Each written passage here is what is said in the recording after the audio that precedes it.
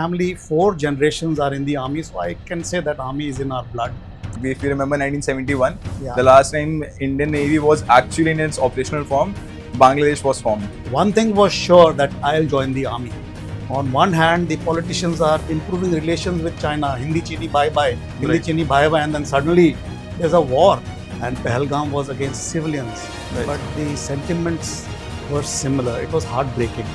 The Indian Armed Forces still remain the most dedicated, honest organizations in the country, and we are selflessly serving our nation, Right. and we have never let our nation down. History has proven. The best example I can give you today is Operation Sindoor. If we could get some insights on the Operation Sindoor, how did Army Air Defense tackle the current new generation warfare, the drones, the excessive attacks from the Pakistani army? You see, and it was not drones. It was not one or two drones coming. It was a swarm of drones. Right. 100 drones, 200 drones. Because Indians were so confident about the Army Air Defense and the defense systems that we have videos of people filming the drones flying above them. They were so sure that the army is so competent with its air defense system that they were just watching them and they knew that they will be intercepted. They do not need to fear. But in the same breath, I would like to say that what happened in Kapurthala is an exception. Right. It's not a norm. What makes you special, sir? Like obviously, a lot of people are gonna apply for it. What? Because your family has given more than 100 years to the nation, Yes. and mostly as officers. So, if you could guide the youth, or the public watching it, or the defense aspirants watching it, what should they focus on to be like you, or maybe get selected in the CDS exam or the ND exam? SSB is, I think, one of the best interviews that can ever be conducted. They see your entire character, Right. your entire personality comes out in SSB. Today we have retired Major General Sanjay Sethi sir with us, who has been part of Army Air Defense and a lot of operations, including Operation Sindoor. So today we'll see his insights, his experiences, and his whole journey throughout the whole service of 36 years. First of all, we'll start on with your part of joining Army Air Defense. Why did you choose Army Air Defense? And how was the whole journey from artillery, then it got formed into Army Air Defense? And how was it being an first officer? You were commissioned as second lieutenant, sir, right? Back then, being commissioned as second lieutenant, going into Army Air Artillery back then, and then getting into Army Air Defense. How was the whole journey, sir? Okay, fine. Firstly, I would like to mention that I am the third generation in the army. That's it. My grandfather joined the Royal ASC way back in 1930, and he retired as an honorary lieutenant in 1962. My father joined the Army Medical Corps in 1960, and he retired as a lieutenant general in 1996. He also served 36 years. Right. Sir. I joined the army in 1985, and I superannuated in 2021, a 36 year service. And my daughters have carried the legacy forward. My both daughters are in the army. One is in the Army Medical Corps. She is an ENT specialist. And the second one is a lawyer. She is in the JAG branch. Right. Sir. So in our family, 4 generations are in the army. So I can say that army is in our blood. Definitely, And sir. between the 5 of us, we've already served our great Indian army for more than a century. 112 years to be exact, if we take the total. So right from beginning, from my childhood days, one thing was sure that I'll join the army. Now, which arm or which service, that was a question mark. And later I realized that though my dad is a doctor, but somehow I wasn't too keen on biology. So I joined the Officers Training School, Madras. Now it is Officers Training Academy, Chennai. Right, That was in 1984. And I was interested in weaponry, guns and all. I was very fascinated by huge artillery guns. And of course, AD was very, very famous those days, and everyone wanted to join AD. However, way back in 1984, Army Air Defense was part of artillery. It was not a separate arm as such. Right, sir. So I chose artillery, and I was lucky to get Army Air Defense. I would say that because in our batch, entire batch of 160 officers, there were only 4 vacancies for Army Air Defense, and I got one of them. and that is where my journey started in the Army Air Defence. And gradually in 1994, we separated out from the artillery, regiment of artillery, and became a separate arm. Right, sir. Initially, we were called Air Defence Artillery, and then subsequently Army Air Defence. So I have served throughout in Army Air Defence, and the weapons which I have served with are the Igla missile systems. It's a shoulder-fired missile, Right, sir. and this ZU-23 manual gun system, which is a Russian origin. It is right. still in service. I'll come to it a little later. And I was lucky enough to command a same unit which had the same equipment. Right, sir. And I was luckier to command in Ladakh, Right, sir. which included 13 posts in the Siachen Glacier. And my regiment was spread all right from the Siachen Glacier up to Dras. So it was a big beat, and probably the best 2 years of my army service was the unit which I commanded in those difficult situations. Then subsequently, after doing those basic courses, we have a long gunnery staff course, we have a defense services staff college course. Then I also did the higher defense management course in Right, sir. CDM Secunderabad, that is nomination. LGSC and staff colleges, you have to appear for a written exam. And after that, I was promoted to a brigadier, and I commanded a brigade in the western sector. After that, I had a stint in Central Command in Lucknow itself. And then I went on promotion as a Major General to Southwestern Command, Jaipur, from where I superannuated. Right, sir. So that is my journey of in Army Air Defence. Right, sir. Like, sir has served at a lot of different commanding positions. Sir has also commanded a unit of the Army Air Defence. We'll also go on the importance of Army Air Defence, because the general public, maybe the civilians, and even some of the army brats who come from only combat backgrounds do not know the importance of the support arms, like the Army Air Defence or the Ordnance or the ASC or the Artillery, the not so forefront combat arms. So we'll also go on the importance of Army Army Air Defence, and we'll like to know how was it commanding a unit for the Army Air Defence, how was it during the war situations, and all of your insights, sir. Yeah. So before that, you mentioned supported arms. Right, sir. We have the supported arms, artillery, Army Air Defence, signals, engineers, and Right, such sir. like. I would like to first give an example in 1999 of Vijay, the Kargil operations. Right, sir. Initially, when things started, when we first detected that there are intrusions, there were only 12 fire units of artillery there. Right, sir. And as the war progressed or the operations progressed, there were 52 fire units, which made a difference. You Definitely, see, the sir. deployment of artillery in Op Vijay made a difference. Right, sir. And that is how we could wind up so quickly. And about Army Air Defence, well, the best example I can give you today is Operation Sindoor. Right, sir. We've just celebrated the first anniversary. Operation Sindoor was an Army Air Defence battle Right, and an definitely, Air Force battle. sir. Correct. I'm not saying that other arms were not involved. You see, wherever there's an operation, arms like signals, engineers, they automatically get involved because it's communications, it's logistics. Right, sir. So everyone gets involved. But Army Air Defence and Air Force played a very major part in Op Sindoor. And as you're aware, the basic operations were against drone attacks. Right, sir. And I'm very happy and very proud to say that our weapons, the L-70 guns, 60s vintage, 70s vintage, the ZU-23, late 70s, 80s vintage, Right, sir. these were the weapons which actually brought down those drones. You see, that Right. is the efficacy of our weaponry in the Army Air Defence today. And it was amply proved in Operation Sindoor. And of course, no doubt, what the Air Force did was absolutely fantastic. And I think it was a revenge well taken. Definitely, sir. I'll also like for the public to note that, as sir mentioned, some of the guns or some of the weaponry we used were from the late 80s or late 70s when they were inducted. So it just, one can imagine, maybe if a vehicle or maybe any piece of technology from that era, if somebody was asked to use that these days, you would have a very huge difficulty, huge level of complications managing those.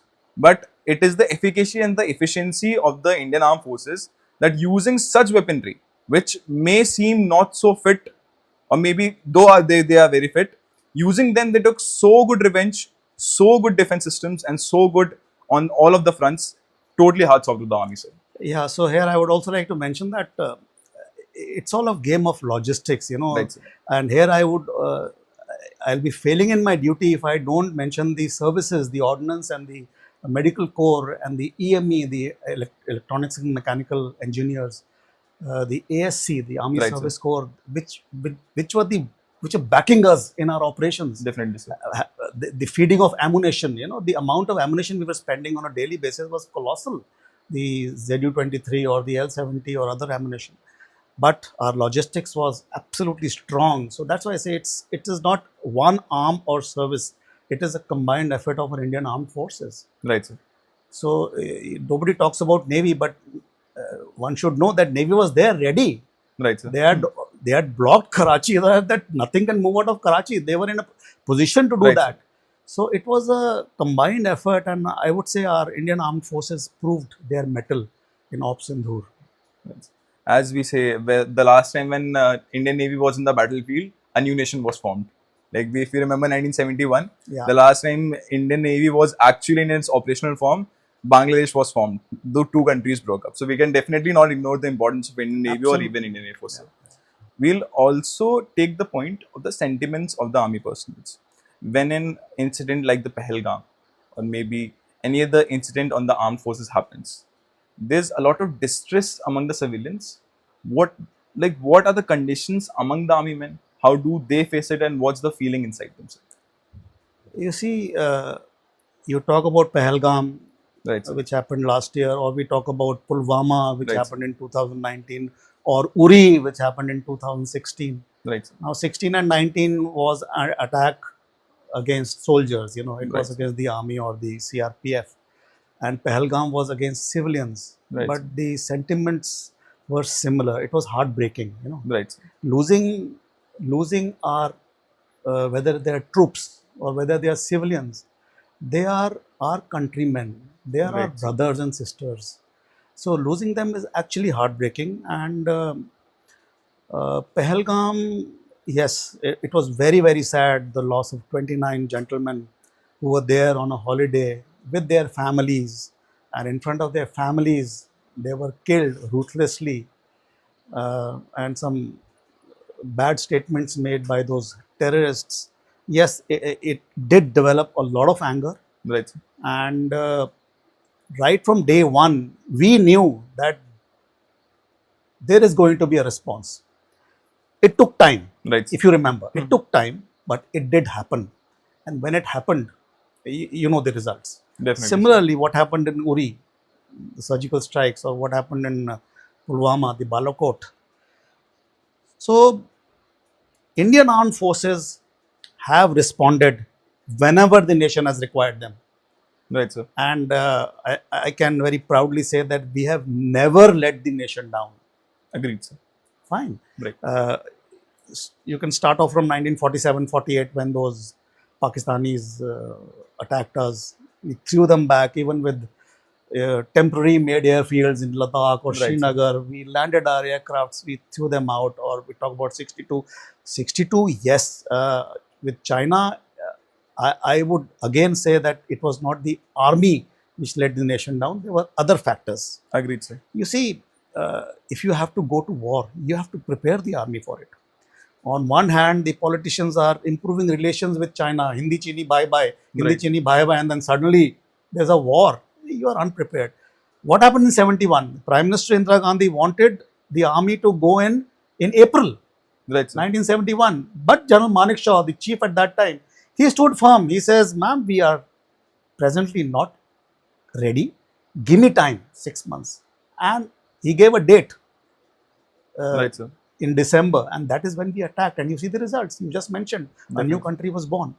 So 65, 71, 99 Kargil, in 2001 after the parliament attack, yes, we were part of the Operation Parakram, Right, sir. and that was another time that we were almost ready to go in, but some political discussions took place, and fizzled out. And one more time I remember, I was very young, I had just joined the army in 1985, and 1986 we had gone in, and 1986 we had gone in for a very major exercise, exercise brass tacks, with Ji. General Sundarji was the chief. Now that is one time we were again ready to go in. It converted to Op Trident on the 21st of January 1987, if my dates are correct. We were ready, loaded, with ammunition loaded, but again, some political discussions and it didn't happen. But these were the two occasions, Parakram and brass tacks, where we were ready for war. And of course, Kargil, we were there, we were deployed in JNK. But if you remember, in Kargil, the Pakistanis didn't use their air force. Right, sir. So we had used our air force within the LC, but Pakistan didn't use their air force. So the Army Air Defense, per se, the weapons didn't fire, but we were ready. And of course, Op Sindoor, the entire nation was ready. Our entire army was mobilized and we were ready. So before going to the part of Operation Sindoor, because that's going to be a little bigger chapter, we'll first take a look on the weaponry system, sir. As we had Major General S.K. Singh, sir. He was Major General Artillery. We also talked about the part that some of the weaponry or the upgunning of the artillery or the air defense of some of the fields have not been done recently. But the army does take care of them. There are some issues handling on the political level or maybe some other levels. Does the army feel that some of the parts or some of the guns or the some of level of weaponry that the army should have been provided with was not available, sir? No, I would not say not available, because today we are not only talking about guns. Right, sir. I have just mentioned these two major gun systems which we have in the army, but we have other equipment also. We have the self-propelled Shilka system, which is again a 23 millimeter thing, Right, with 4 barrels mounted on a track chassis. That has been already upgraded, right, sir. and it's working very well. And we have made tremendous progress in our missile systems. Today, without mentioning the names, I think we have the best air defense missile inventory any country can have, which includes long range, right, sir, with the Air Force, then medium range with the Army, short range with the Army, very short range again, right, with sir. the Army. So we have taken very good strides in our weapon systems. And like I said, these guns may be old, right, but they are effective. Right, sir. And their effectiveness was amply proved against the drones. Agreed, You see, sir. drones are very difficult to detect through radars. So we have radar controlled guns also, which actually detect an aircraft and automatically guide the guns onto the aircraft. Right. But since drone is a very small target, it doesn't have that radar aperture. So it is a little difficult. So now we have systems which can detect drones also. Right. So it was more or less manual acquisition and firing. So I'm not saying that the weaponry we have today is bad. It's very good. And upgradation, improvement is a continuous process. It is happening even Right. today as we speak. We are already looking at better systems, better gun systems, better missile systems. And like I said, we already have a fantastic inventory of missiles with us. Definitely, sir. And not to mention the control and reporting system. You must have read about Akash Tir, Right, sir. which is the air defense control system. It is automated. It is real time. Right, sir. So if an Air Force radar, actually Air Force is responsible for the air defense of the nation. Right, sir. You're aware of that, and they have deployed their radars accordingly. So if an Air Force radar detects something, it is passed on to the lowermost AD troop in real time. You Right. see, that was not happening 5 years ago. Right, So sir. it's a big leap in a control and reporting system, which is the backbone of our AD operations. Right, sir. You see, just deploying a weapon is not enough. The weapon should know when to fire and किस पे fire करना है. Definitely, So sir. that is being done by the control and reporting system, and that is now well established in real time. So AD is now, I would say, we have the state of art equipment today as on date as we speak. Right, sir. Now, on the biggest and one of the most powerful shows of power by the Army Air Defense, Operation Sindoor, sir. If we could get some insights on the Operation Sindoor, how did Army Air Defense tackle the current new generation warfare, the drones, the excessive attacks on the Pakistani army, and defending our nations? Because Indians were so confident about the Army Air Defense and the defense systems that we have videos of people filming the drones flying above them. They were so sure that the army is so competent with its air defense system that they were just watching them and they knew that they will be intercepted. They do not need to fear it. Sir, if we could take a look on that, sir. Yeah. So, like I brought out, first, just let me talk about what Air Force has done. Right, sir. Air Force took on the interiors of Pakistan. Right. Even the Rawalpindi airport, the military, also the Air Force base and all, they could take on with their missiles and the long range interceptors. Air defense, the Army Air Defense was taking care of the drones. Right, sir.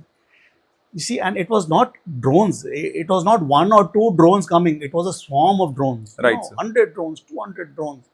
And the equipment which was tackling them were these guns and missiles. But just for your information, the ZU-23 gun which I was talking about has a rate of fire of, service rate of fire of 500 to 600 rounds per minute. Right. The cyclic rate, when I say that you load 2000 rounds and continue firing for 1 minute, it is 2000 rounds per minute. But yes, to change the ammunition boxes and all those things, it takes little time. So the service rate of fire is about 500 to 600 rounds, and you can imagine 500-600 rounds going in 1 minute. Right. What all they can do. The ZU has got a very good optical computer. It's a manual computer, it's very, very effective. And the L-70 guns, they were marvelous. They have a rate of fire of about 300 rounds per minute. They did a fantastic job. And of course, we had Shilkas and other equipment also ready. Missiles, yes, they were there, but very scarcely used. And incidentally, my daughter joined the army in March last year. Right, sir. And the JAG officers, the lawyers, they do an attachment Right. for 1.5 years before they get into their law stream. Right, sir. And she was deployed in one of the most, I would say, the difficult areas in J&K, in one of the AD units, Right. which took active part. And she has seen the battle in front of her eyes. Her unit was deeply involved, and I believe they brought down about 200 to 300 drones. And she has also seen few drones attacking the Air Force base in J&K, one of the Air Force bases. So she has been in the thick of it, and we've heard her. She has told us how the whole thing was. But suffice to say that AD has done a fantastic job. You see, like I said, a drone is very difficult to detect through radar. So it was all manual acquisition. Right. So you just imagine somebody who's sitting on a gun and he's seeing a drone coming, and still he has the courage to go sit on the gun, take aim and fire. That speaks a lot about our dedication, right, and our love for our nation. So I think AD did a fantastic job. And again, at the cost of repetition, I would say it would not have been possible without the explicit support of our supported arms. Right, sir. That means a lot, sir. Actually, getting credits of the supported arms, it's not that common. My father was also in ordnance. Oh, great. So I can totally understand. He was last posted in 15 FAD. As you said, the feeding ammunition, field ammunition department, the feeding of the ammunition, that's a very crucial part. But the general public may not know about it that 15 much. 15 FAD is also in a very critical area. Right, sir. That was his last posting. After that, he retired in 2013. Yes, sir. So coming from the combat area, the whole area, we'll also go on the questioning of some of the sentiments that have been made about the army recently. We need somebody from that perspective who has commanded those parts, who has been in the army, to come out in the public and make a clear statement about those, sir. Like the Kapurthala SSB case, sir. Like one colonel and a major general were acquitted, they were convicted, and then they were also court-martialed for taking bribes up to 2 crore rupees for the medical parts. How does the army see it, sir? You see, what happened in Kapurthala is indeed unfortunate. Right, sir. Unacceptable. I mean, I'm being very, very clear about that. But in the same breath, I would like to say that what happened in Kapurthala is an exception. Right, sir. It's not a norm. This is the first kind of incident you've heard that has happened involving the level of officers that you mentioned, but it is an exception, and I'm sure that such kind of a thing has never happened before and will never happen in near future. You see, we in the armed forces, we are part of the same society where other 1.4 billion people are residing. Right, sir. So each society has, each organization has its own goods and evils, and so do we. Right, sir. You see, you can't expect that one particular organization is above board and other organizations have everything else. So we have our goods and we have our bads, and probably this one-off incident, unfortunate, unacceptable, and I'm sure the law has taken its course, Right, and sir. the guilty have been punished adequately. But I would again say that by and large today, the Indian Armed Forces still remain the most dedicated, honest organizations in the country, and we are selflessly serving our nation, Right, sir. and we have never let our nation down. History has proven it. Right, sir. So one odd incident like this, I think we can choose to ignore. It doesn't speak of our organization as such. Right, sir. It's an exception, just a one-off incident. So I think we should take it in that spirit. Right, sir. Apart from the active combat zone, sir, if you could like to share some experiences or maybe some counterterrorism or counterinsurgency parts where you were actively involved, that would be great, sir. Yeah, definitely. So my first experience with the counter-terrorism was way back in 1991, 92. If you remember, that was the peak of terrorism in Punjab, Right, sir. and the government had announced elections in Punjab in March, April 1992. So to sanitize the area, army was deployed, and our unit was also deployed. We were there for almost 6 months, from November or December 91 to May 1992. The Right. elections were conducted very peacefully. And if you remember, Mr. Beyant Singh had become the chief minister of those Right. elections. But in those 6 months, we were deployed in Ludhiana district and Samrala subdivision. You see, a very, very hot area those days. And in those 6 months, we did about 35 cordon search operations. We were able to nab a couple of terrorists, along with the police, of course. And I'm very happy to say that our unit's performance was excellent, and we came out of it without any casualties. Right, sir. There's one particular incident I remember. It happened in a village called Jatana Uncha. It was, I think, January 1991, where one of our patrols was moving along the road, and a few terrorists, they were stopping all the vehicles and just taking the men out, and they had all put them in one place. And when our vehicle reached there, our then those terrorists just shouted fauj agi, and they just ran away and fired few rounds at those people they had collected. Right, sir. Unfortunately, one of them was a fatal casualty. But that was one place where we reached in time, and we ensured that we saved the other lives. Otherwise, Right, sir. anything could have happened. There were 30, 40 people already collected there. Right, sir. And what the terrorists had planned to do with them, Definitely, sir. So probably that was one incident where actually we saved a lot of lives. And it was a good experience. I was very young in service, just about 5 years service, and exposed to this kind of anti-terrorism operations. I think it was a very good experience for me Right. personally.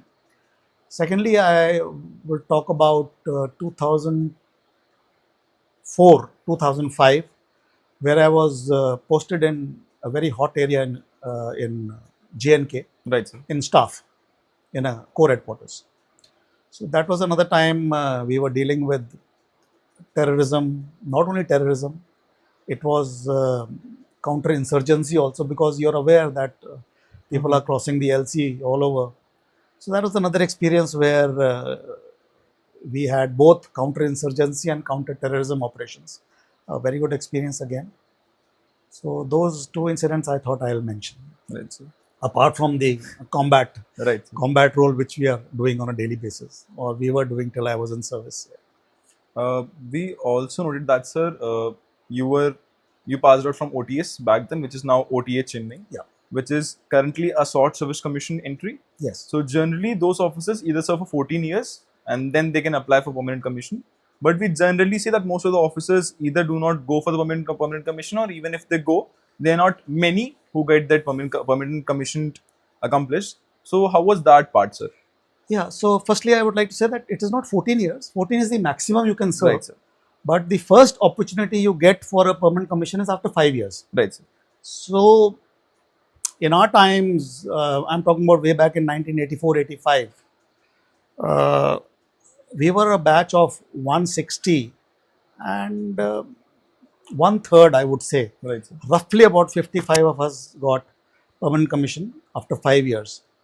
And then you get extension, and then you have to leave after that. So a permanent commission is based on your performance. It's a performance-based system, you see. Right, sir. And one has to work. You see, once you've joined an organization like the Indian Army, you have to work. It's not easy going. Let me tell you. I mean, it may look rosy from outside, but it's a difficult life. So one has to work, and one has to work well. And it's totally based on your performance, how you performed in those 4-5 years, and your permanent commission is based on that. Of course, you have to apply for permanent commission. Right. There are a lot of people who don't. They were, even in my course, there were at least 10 to 20% who willingly wanted to leave after Right. 5 years, and they're doing very well today outside. So it's not that. One has to apply, and if you've been fairly good in your profession in those 5 years, you will definitely make it. It's not difficult. And if you've decided that you want to continue, I'm sure you'll get it. Now, obviously, you were the third generation officer from your part. Yeah, So, it was definitely very sure from your end that you want to serve the army. yes, I Right, was. I mean, there was no doubt in my mind. Right, sir. In fact, when I applied for the CDS exam, Right, sir. I had applied for IMA, Right, sir. which is a permanent commission. But unfortunately, my degree exams, I had appeared in my third year of graduation, and my degree exams got little delayed. So I could not attend the earlier SSBs because of my degree exams. Right, sir. And when I attended the SSB, the next course which was following was, I missed the June course of IMA in Right, 1984. So I joined the September course of OTA in 1984. Right, so that was how, there was no doubt in my mind that I have to serve in the army throughout. Right, sir. And I wanted to continue, and I worked accordingly. Right, sir. And here I am today. I'm retired in a fairly good rank, Major General. Right, sir. Just about 1% of the Indian Army are Major Generals. I think I can very proudly say that I served the Army for 36 years with the distinguished service and superannuated with a decent reputation. So I think that's enough. Definitely, sir. As Sir has told us that, like Sir's daughters and also Sir's son is preparing for the National Defence Academy exam. What makes you special, sir? Like, obviously, a lot of people are going to apply for it. Because your family has given more than 100 years to the nation. Yes. And mostly as officers. So, if you could guide the youth or the public watching it or the defense aspirants watching it, what should they focus on to be like you, or maybe get selected in the CDS exam or the ND exam? What makes that difference, sir? Yes. So firstly, if you want to join the army, Right, sir. You should have that thing in you that yes, I have to join the army. Right, sir. You see, that sort of a dedication has to be there. So joining the army has two parts. One is the written exam, Right, sir. and earlier, even after graduation, you have a CDS exams, which I believe you're also appearing. Right, sir. And the students who do engineering, they also can apply a technical graduate course. Right, sir. So earlier it was just SSB, but I think now they have recently changed it. So now there's going to be a written exam for that also. Right, sir. So joining the army has two parts. One is to clear the written exam, which is basically what you have studied in your schools and colleges, general knowledge, maths, English, Right. and such like, whether it's NDA or whether it's CDS or whether it is TGC now, technical graduate course. And second part is the SSB. Now, SSB, there is a lot of hawa created about the SSB. But let me tell you, when I gave the SSB, I didn't do any coaching. There was no coaching. Aajkal to you, every nook and corner, you've got some very good institutes who are Right, giving sir. you coaching. And I think, if I'm not wrong, any student who's going for SSB today is going through a coaching before that. Right, sir. Maybe few of them. So I'm not saying that coaching is mandatory, but what the coaching does is it guides you to the pattern of SSB, which Right. is important. Which is important. You can, of course, it's there. It's there on the net. Everything is there on the net. SSB में क्या क्या होता है. But yes, if you do coaching, it does guide you. And what they look in SSB is not brilliance, let me tell you. Right. They do not want totally brilliant officers. They want officers with a positive frame of mind, who are honest, who are dedicated. Right, sir. You see, somebody says, मैं तो GTO में I couldn't do the obstacles. Doesn't matter. You do 4-5 of them, do them well, it's okay. That is one part. But there are a lot of other things. You see, SSB is, I think, one of the best interviews that can ever be conducted. They see your entire character, Right, sir. your entire personality comes out in SSB. Starting from this psychology part, the interview part, the ground tests, everything brings out your character, your qualities, and your officer-like qualities, Right, sir. OLQ, which is most important. So don't get overly carried away by the coaching. Right, sir. Be yourself, because they will catch you. That is the expertise of those people who are testing you there. They will catch you. If you've done something in psych, the interviewer will catch you there. Or if you've done something in GTO, somebody else will catch you. Be yourself. Be positive. Very important. Be positive. Right, sir. Anything negative which you mention either in psych or your GTO or interview will not help you. You have to be positive. You have to be yourself. You have to be natural. And that's about it. Thank you, sir. And more importantly, you have to have it in you. Yes, I have to join the army. And let me tell you, if you have it in you, you will. You will. There's nothing stopping you. Right, sir. There are, if I'm not mistaken, more than 12,000 vacancies of officers. And the number of people who appear for these exams is, I can't even count them. But why they are not being selected? Because we have not lowered our standards. Definitely, sir. You see, Army is one organization which doesn't have any reservations. Nothing. You are there on your merit. Right. That's the best part. So if you have it in you, you will get it. I'd like to thank you, sir, for your time. Thank you. And for giving your so precious insights, whether it be your combat parts, your commanding roles, or even the last part on the SSB part or the coaching part. That was very, very necessary, because when it comes from somebody like you who has been in that position, who knows everything, it means a lot, sir. Like whether it had been somebody, mentors or coaches, they are also not less. But when it comes from somebody who has actually served, cleared those exams, faced those hardships, it means a lot, sir. Thank you so much, sir. Thank you, sir.